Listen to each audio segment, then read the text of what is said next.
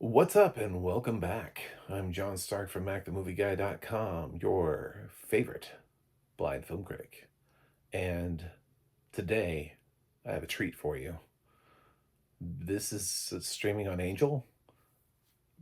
They have a streaming service. I don't know, I don't subscribe to it, but this is Hazel's Heart, which I've been told is doing well if you have the Angel streaming platform. I do not because well, quite frankly, I have enough streaming platforms, but if Angel wants to slide me a free subscription to their, I'll drop in and just review their stuff. I mean, I don't, you know, whatever. But I got this because I'm a critic, and a man approached me with tears in his eyes and said, "Sir, my name is Samuel Goldwyn. Would you please consider Hazel's Heart?" For your review. We would love for you to consider and review this film. I'm one to please. He was kind of cute, so I don't know. I'm blind. I just the voice and everything. It was kind of low. Hazel's Heart. It's a survival movie from 1920s about a blizzard, and it stars Madeline Dundon, who I was like, I recognize that name. Why do I know that name? Oh, because I saw The Ruse, because I bothered to watch movies that nobody else is watching. Congratulations to me. She was also in Lucky Lou, which I did watch. I haven't reviewed because the whole thing is not in English, and it was like a Spirit nominee, but I'm a Spirit Awards voter, so I did do my due diligence in at least attempting to watch that movie. I guess she's in it. I don't know. Um, so, what is Hazel's Heart? I think I kind of just told you. I'm gonna say spoilers, even though this thing, I guess, is based on a true story. It's also important to note that this is Angel. It's Samuel Goldwyn that's backing it, but it's on Angel's platform. So I don't want to say it's an Angel Studios film. I don't know if they're partnered.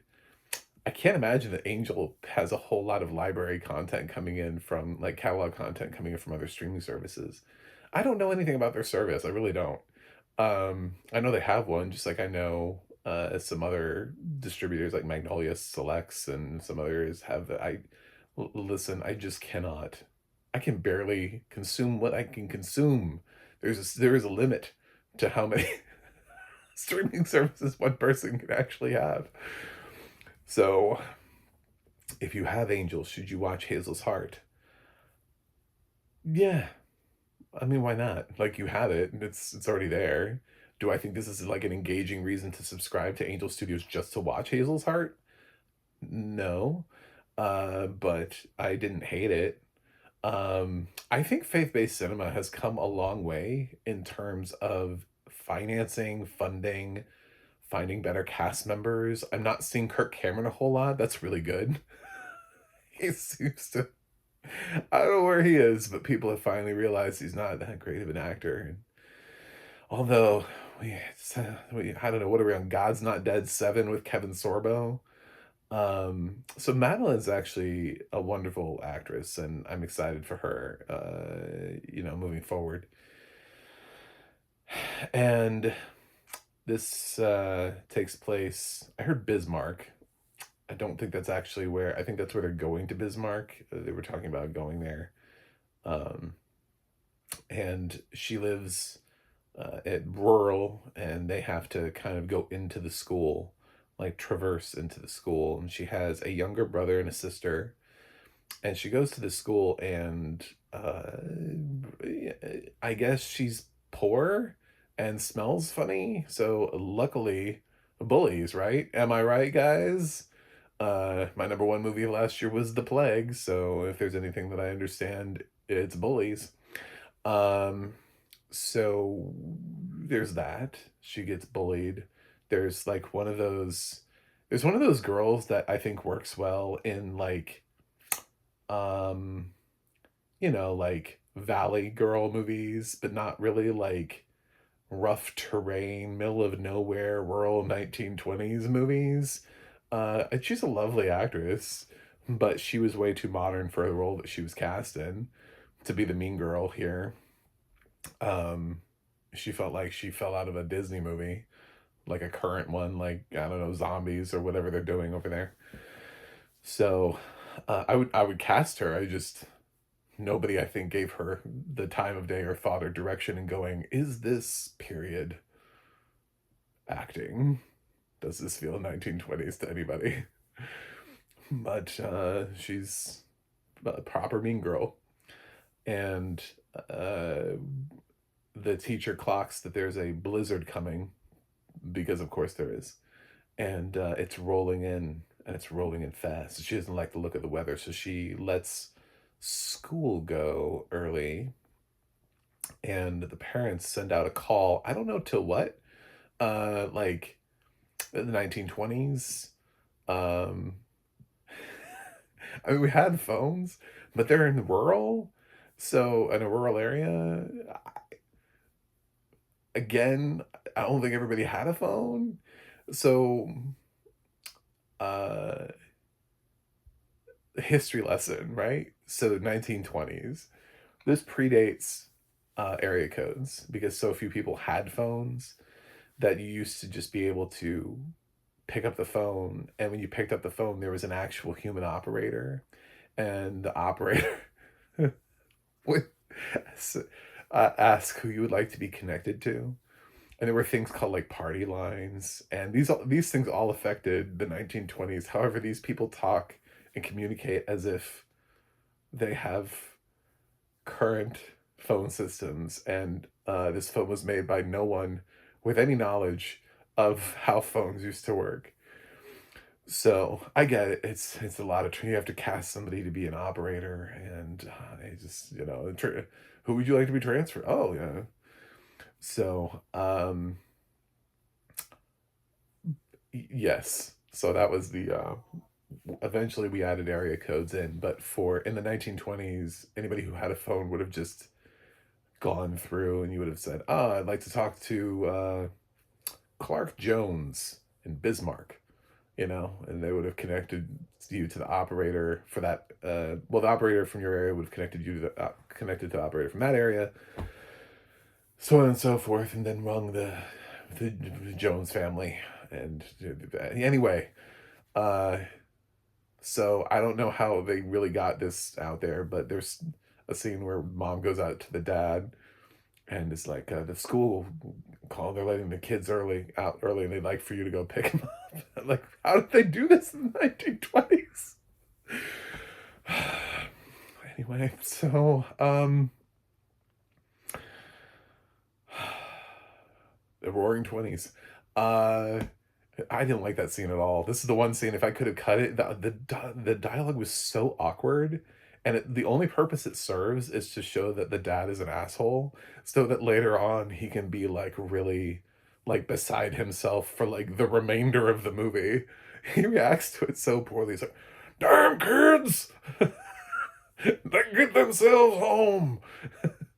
You treat them like they're the beast of burden." I'm like, oh, what is this scene, guys? Come on. Like, what is this? What's happening? That whole interaction was by far the worst scene in the film. I actually didn't hate the rest of the movie, but this one scene is just, it's so forced, and the dialogue is so stunted, and it's like nobody speaks like this. And even in the period, um, and it brought out the worst acting in those two actors. They were actually better in other scenes in the movie, but nobody knew what to do in this scene. I hated that scene so much. It felt so out of place. Um, but the rest of the film is fine. Like, the young actors are actually quite good. I don't think anybody feels period, although I would cast all of them. Do you know what I'm saying? Like, the I thought the younger brother was great. I hope he gets cast more in things. He played every beat that he needed to. It's just nobody ever bothered to think we're in the 1920s. That's probably the biggest thing that I can think of is nobody in here feels like they're from the 1920s, which is a comment that I've made of other things that I've given a pass to and been like, all right, fine, you can have like, right, Apple Plus's the Buccaneers does not feel remotely period. But like part of my initial reservations when I started that series in the beginning before I eventually got hooked into it was I was like, none of these actors or actresses feel period. They all feel current. Nobody's even trying. Um, and yet that dialogue is written very period, and they kind of struggle with it, but after a while you just kind of give up. It has its own charm to it. And after a while, I was less concerned about whether or not the kids all felt period or not, because I thought the kids were out acting the adults. The adults were given, I don't know, a lot of emotional curveballs that they were having a hard time navigating. And uh, casting the children, thumbs up. Casting the adults, it was fine. I mean, I've seen some stunning performances in faith-based movies. I actually really liked Redeeming Love. Abigail Cowan's performance in that stands out to me still. The fact that I even remember who Abigail Cowan is from Redeeming Love means that she gave like a decent performance. Because I don't think she's done much since then. So yeah, it is possible to, but sometimes these films really do find solid youth actors. When you think about like the best Christmas pageant, the worst Christmas pageant, whatever that movie was, where the family, the kids who smoke cigars go in and do the uh, that film. I mean, there's a lot of good youth talent in that film. So yeah, these kids are fine. I thumbs up. Um, would cast again. So yeah, I don't want to spoil it, but there's a boy. Of course, there's a boy, and he's a good actor too, who is like a brief romantic love interest for Hazel for like 5 seconds. They have an interaction, and later on, he's gonna like ride his horse off to try to save Hazel. Meanwhile, Hazel's trying to protect her younger siblings, and the question is, will she? Can she protect them? Can she save herself? Will anybody get to them in time? All those sort of things. Is Hazel's heart big enough for all of us? I don't know what it looks like visually in terms of budget and effects and the blizzard and whether or not like the whole thing just looks like, you know, Sharknado level visual effects. But this is perfectly fine. It's not like I'm not going to give it an award or anything at the end of the year, but I also didn't hate myself for having watched it. And like I said, I think faith-based cinema has come a long way. I think I started diving into it around the time was the Omega Code that really kind of blew up. What, in at least in my generation, like Omega Code just kind of came out of nowhere, and everybody's like, "Oh my, the Omega Code," which was an awful film. When we look back on it, it was, I think it was just that faith-based cinema was just starting off, and Christians, it was like being in a desert, you know, and there's no water, so you drink the sand and you convince yourself that it's water. I think there's been a lot better faith-based entries since then. Um, I don't know if this film has audio description because it's kind of a moot point if it only exists on Angel Studios' platform because they don't. Angel has been a little bit weird about audio description and following it around. Like they make it, I think for most, if not all of their theatrical releases, but then it just like disappears. Like Sound of Freedom, when it went to video on demand and stuff, it didn't have it, and on Amazon it has this weird like low quality like text to speech track, which was not the one. Like a lot of people who saw it in theaters and then saw it on Amazon were like, this is not the same track. Of course it's not. Amazon threw one of their typical text to speech tracks on it because they were not provided with the track. So you know, I would love for Angel to be a little bit more cognizant of audio description. It took forever for The Chosen to get audio description of any kind. Oh my. For something that is so big. I mean, it doesn't have to be my thing. the thing about being an accessibility advocate is I have to advocate for all accessibility, not just the accessibility for the things that I would want, but for accessibility for things I'm not interested in, but other people are. And my God, people wanted to see The Chosen in the blind community. It was had to be one of the most requested titles, and people were so upset, and their churches would show episodes of The Chosen, but there was no audio description. It was just this exhausting tale for Angel to try to get The Chosen to have audio description. Finally, years later. So, um, I don't know. I would love to encourage Angel because there are blind Christians and they would love to have their faith-based cinema accessible to them as well. Um, so yes, expand upon this. Samuel Goldwyn is kind of a smaller distributor. The last thing they sent me was Tapawingo with John Heater. So these are two wildly different titles. But I did like Hazel's Heart a little bit more. It falls under the I don't know, the same sort of like Miracles from Heaven. I'm trying to think of some other films. I kind of liked Redeeming Love. I didn't hate Redeeming Love. It's kind of like up in that wheelhouse. It's way better than Unbreakable Boy. Every once in a while, I'm going to find a film and I'm still going to point it and go, no, no, no. The autism representation in Unbreakable Boy is awful.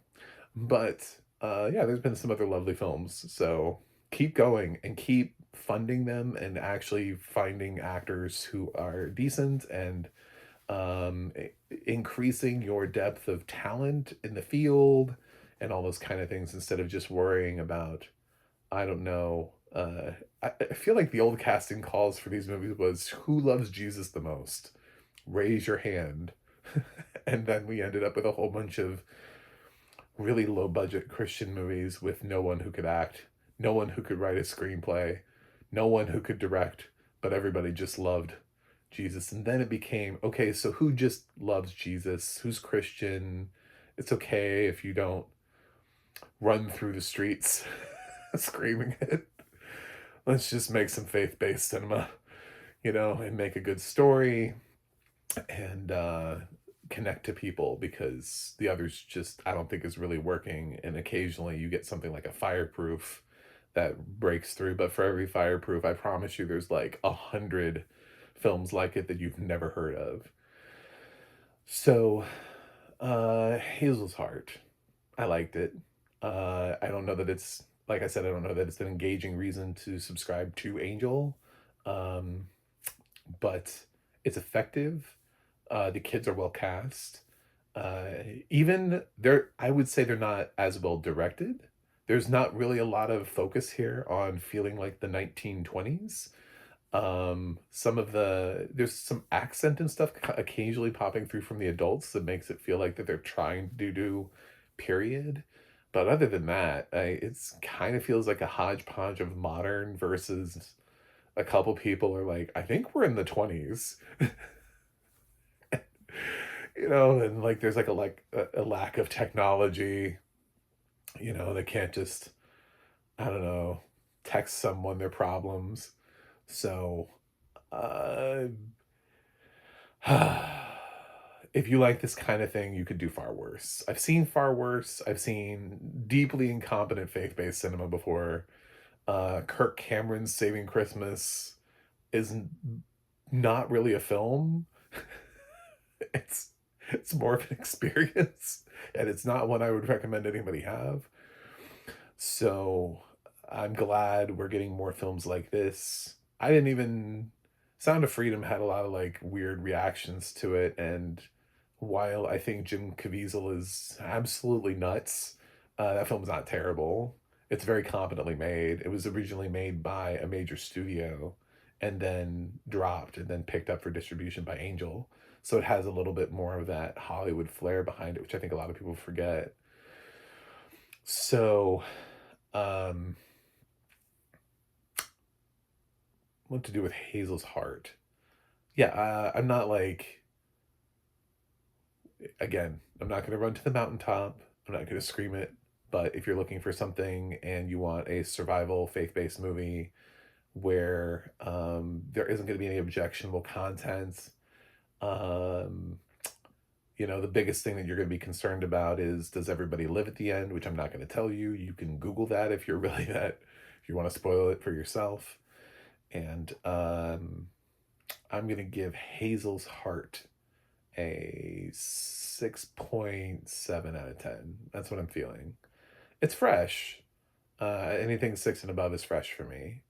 And that's without audio description, by the way. That's me being generous without audio description. So I was able to enjoy enough of it. I don't think me seeing the blizzard would have changed much. Might have actually gone the other way if the blizzard wasn't well um, animated. So I was able to follow the story. It's not that complicated. I mean, most of the time it's just like 3/4 of this movie is trying to survive the elements and like huddle together for warmth while other people try to find them. It's really simple. It's a pretty easy film. This is not Memento. This is not a film that is like wrapped a real wrapped within a rhyme with wrapped within a enigma inside of a labyrinth. This is whatever that is.